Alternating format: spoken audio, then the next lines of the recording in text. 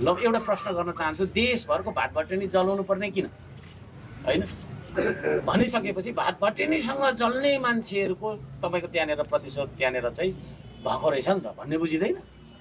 एउटै तपाईँको चाहिँ खाली छैन।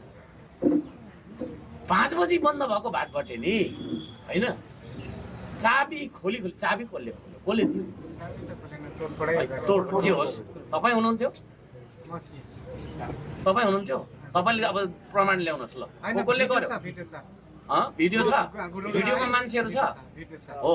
भोलि राज्यले अनुसन्धान गर्छ भने, भोलि राज्यले अनुसन्धान गर्छ, सुन्नु न, भोलि राज्यले अनुसन्धान गर्छ भने भिडियोमा को छ ती मान्छेहरू अनुसन्धानको दायरामा आउँछ।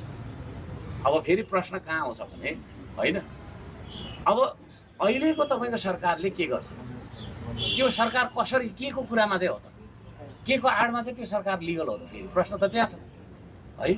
हिजो जस्तै जनयुद्ध भयो, जनयुद्ध भइसकेपछि एउटा सरकार आएन, त्यो जनयुद्ध गर्ने मान्छेहरू सबै मान्छेलाई तपाईँको अनुसन्धानमा ल्यायो।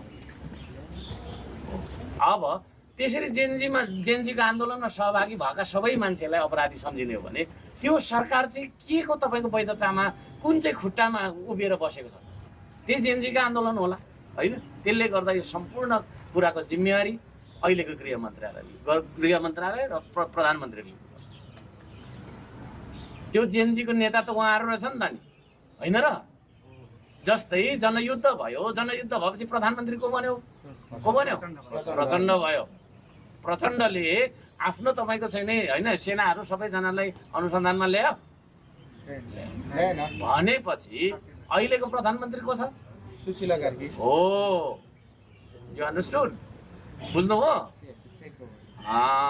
अहिलेको प्रधानमन्त्री र गृह मन्त्रालयले जिम्मा लिनुपर्छ यो सबै कुराको, कसको के भयो, कहाँ के भयो, क्षतिपूर्ति कति दिने, कहिले दिने, कुन बिमा कम्पनीले दिने, बिमाहरू पनि होला होइन र?